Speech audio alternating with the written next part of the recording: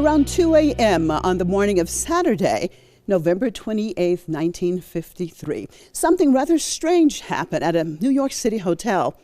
A scientist got up in the middle of the night, ran across a dark room, avoiding two beds, and dove through a closed window with the shades and curtains down, then died soon after he hit the ground.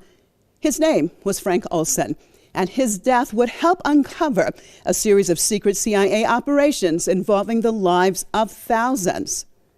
Hello and welcome to Hidden Files. I'm Marzieh Hashemi, and today's mind-blowing topic is a CIA mind control project called MKUltra.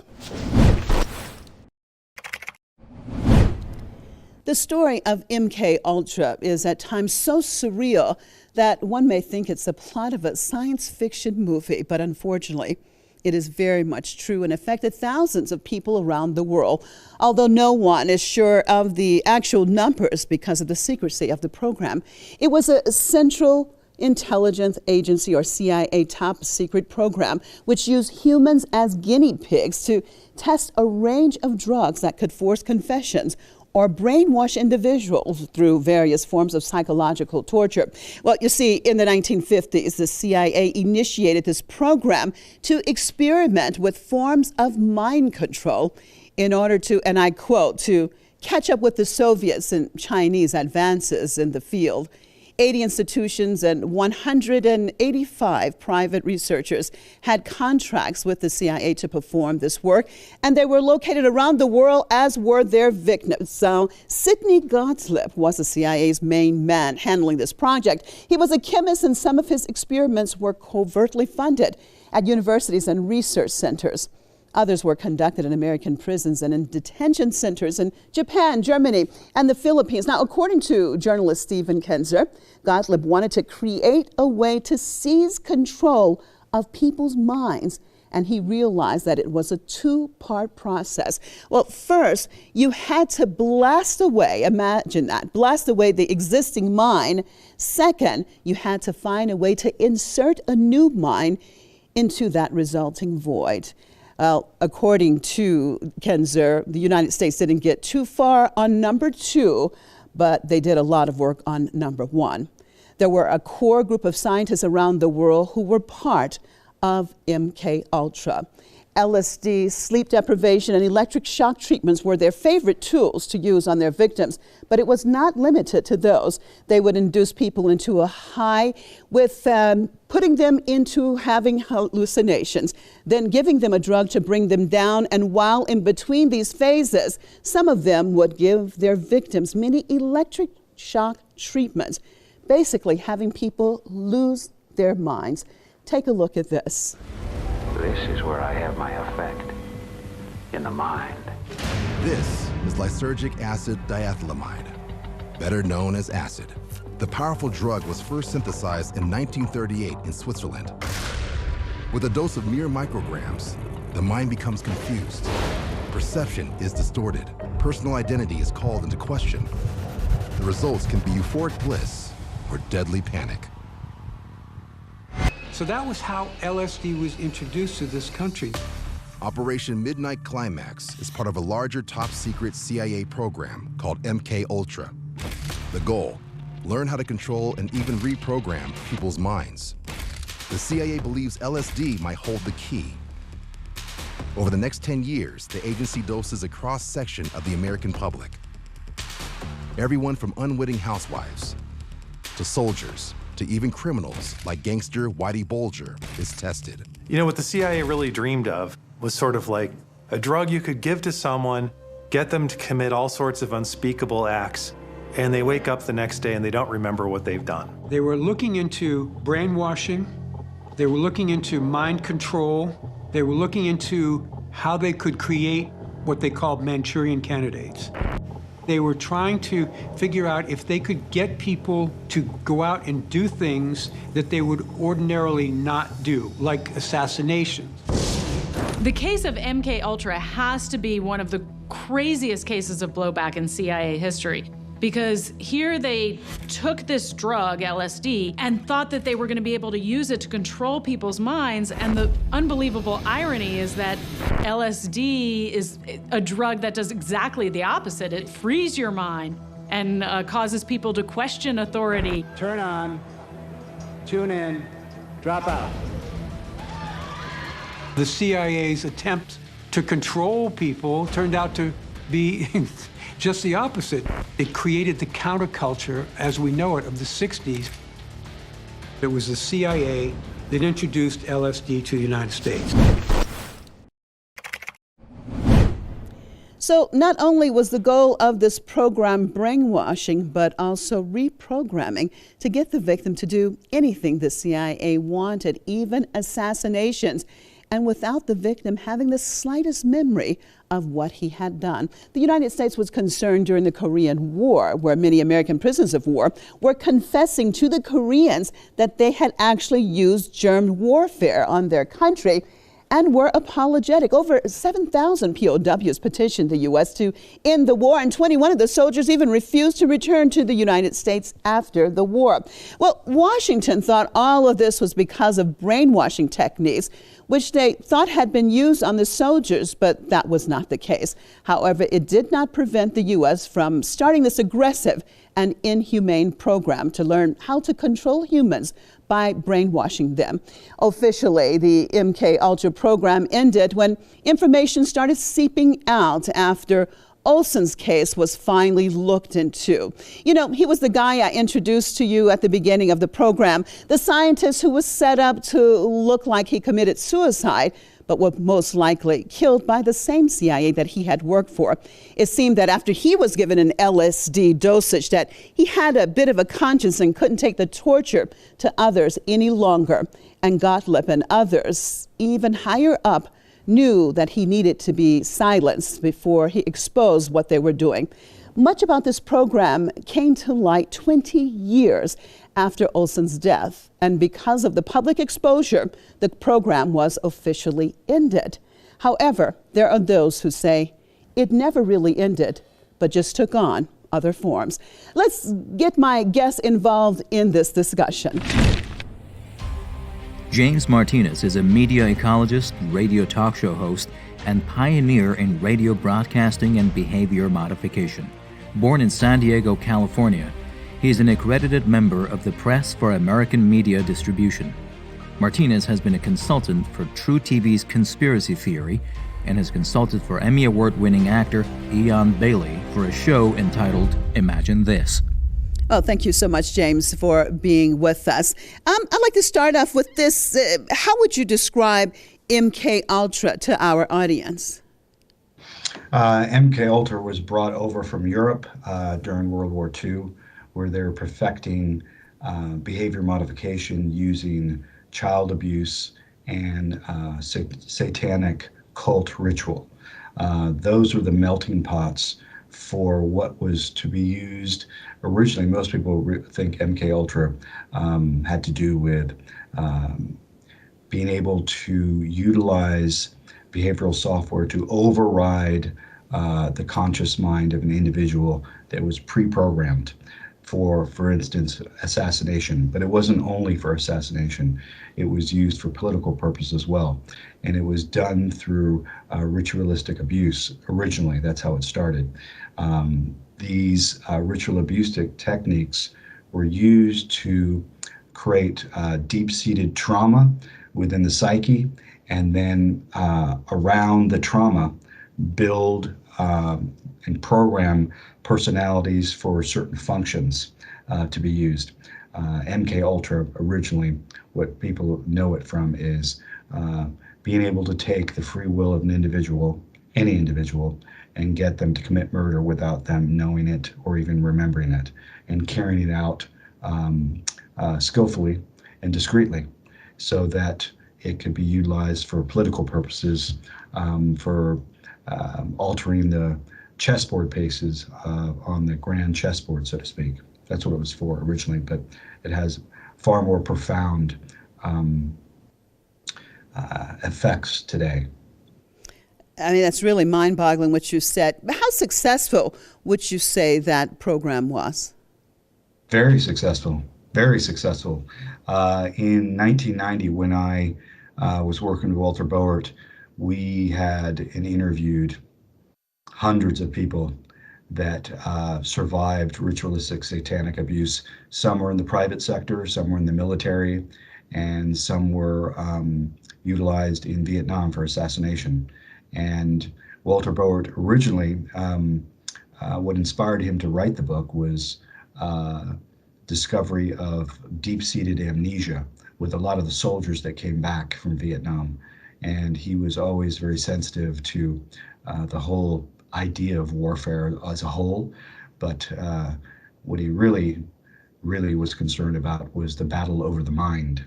And we knew in 1990 that that's where the high ground was and the end of the road. And we've reached that now. We knew in 1990 that free will, freedom of speech, and cognitive liberty would be the biggest issues on the planet. And this today is where we're at, because we are now in the process of merging our central nervous system to technology. And we're at a very, very dangerous place for the whole human race at this point. Well, besides the drugs used in the MKUltra program, I saw an earlier interview that you had done. You talked about child abuse techniques also used. Can you expand on that for me? When you have individuals in society that get off on having power over others as a mechanism of an effect of satisfaction to the psyche, most of the time it's because they're disassociated from previous childhood that they experienced as a youngster, whether it was sanctioned by the government or done through a program. These type of individuals come into power, and then what ends up happening is they have no empathy or even feeling for anything outside of themselves, because they've been fractured themselves. And everybody has heard the term, those that have been abused abuse. And this is what we have today. And it was weaponized. MKUltra and all the programs associated with it, MK Naomi and all the others, were utilized against the public to capture America and then the world. Well, you just mentioned about mind control techniques transcending. And you've also said about the role technology plays in all of this, technology and media. Let's talk about this a little bit. What do you mean exactly? Marshall McLuhan wrote Understanding Media. He spoke before the Bilderbergs and most powerful people in the world on the effects of technology on human perception. And this is a very important piece of the puzzle in understanding mind control, is being to understand the what's known today as media ecology, which is the study of human perception and its marriage to technology. And we knew in the early 90s, when they began to outer the inner, that's it's called, of the central nervous system outside of the body via the computer, the media extension of our central nervous system, our handheld computers, that was the beginning of the end. And human perception would be altered forever because of that, all of which was planned by DARPA and the military industrial complex quite some time ago. So if people are trying to understand how this functions, they really need to study the works of Marshall McLuhan and other media theorists in the communications field, so they understand how human perception is altered through media environments, such as the television, the book, the computer, any media extension of the human psyche alters it. And they're aware of that. All the intelligence agencies were all told this in the 50s. They figured it all out, and they slowly utilized technology to alter and steer obsolescence and human perception and attention span, because now we're in an attention economy. And that's been offset by the amplification of our central nervous system to put us into an anticipation state all the time of receiving a text, receiving a message, and this is ADHD is an effect of the post-information environment and the computer, which we spoke about in Operation Mind Control. I mean, if what you're saying is true in your perspective, what can be done to counter these measures? It's incredibly damaging. I have kind of stayed away from a lot of the news, as I did a media fast by design, to unplug myself from everything. And that's what you need to do to have contrast and being able to survive in a post-information environment where everything now is inverted, information's moving at the speed of light, everything changes every second, human perception is being engineered and designed, and we've got the birth of the cybernetic being now, which is completely, totally different than what was previously there 5-10 years ago. We have different humans now. The days of the organic biological entity that we call a human being, it's gone. It's been re-engineered. Now it's being done genetically. So mind control now is not just taking over the mind, it's taking over the entire biology of an individual and re-engineering it for either extermination or for some policy to support the state.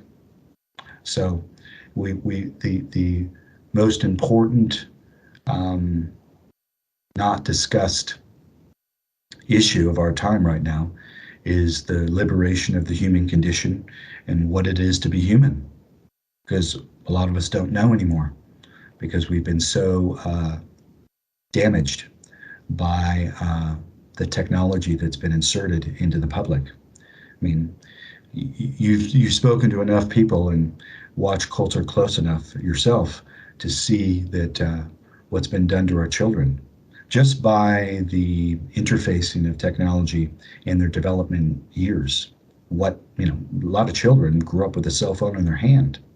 That's a completely different reality and a different nervous system. Their nervous systems have been retuned for something else.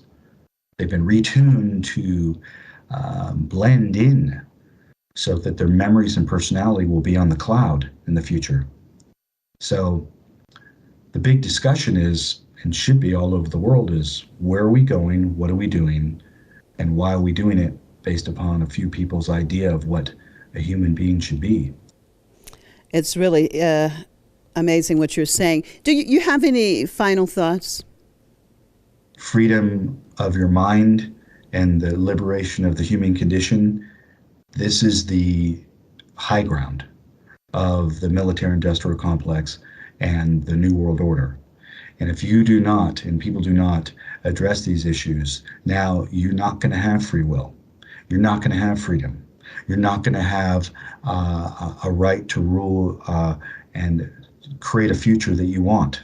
This is, a lot of people have sacrificed to bring this information to the public a long time ago, and people have really put themselves out there because they know at this moment in our history, this is the crossroads of either the beginning and liberation of the human condition or the complete and total slavery of it.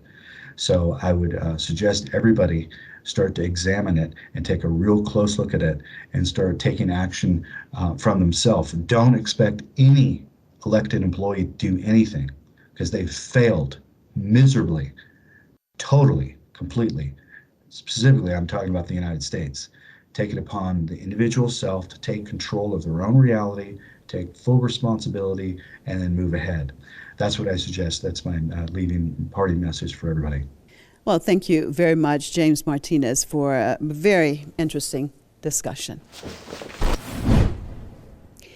Well, listening to Mr. Martinez can only make us wonder how controlled all of our minds are right now. We're also connected to our screens. Is this the new form of brainwashing?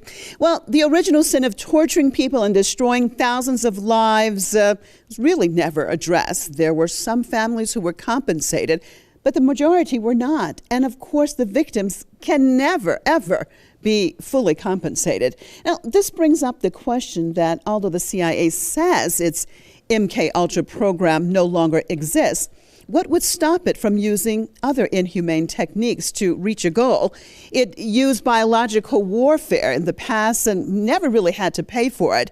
What does that mean for us today? Are they in the business of creating germ warfare?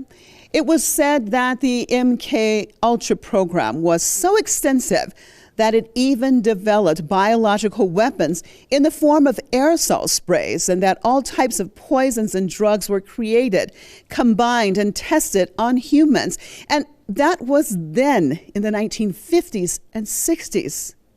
What about now? March 16th, 2018. The U.S. government's Defense Advanced Research Projects Agency, commonly known as DARPA, announces a bold initiative to develop what they call next-generation non-surgical neurotechnology.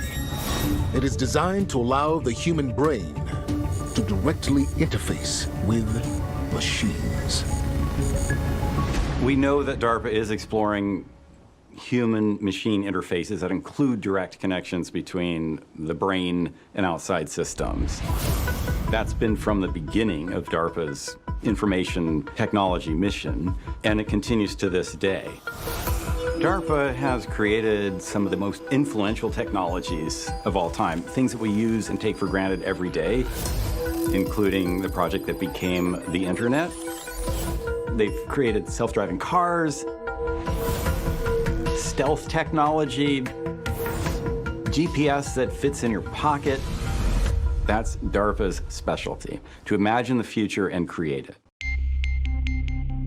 A new technology that is actually very much on the verge of being a reality that is being fielded is we could have a sensor maybe on the surface of our head, or maybe implanted somewhere in our body, in our brain or something, that allows us to interact directly with our communications gear, our processing gear, our weapon systems, and so on. But now imagine we take that technology and we can control robots at a distance with it. Even fly drones. You put this sensor on and you think the right way, and you can increase the speed of the fan by thinking and controlling that thought with direct-to-mind or mind-machine interfacing. With that type of capability, you could control all sorts of buttons and mechanisms in equipment. Mind-machine interfaces will have many applications in both civilian and military life.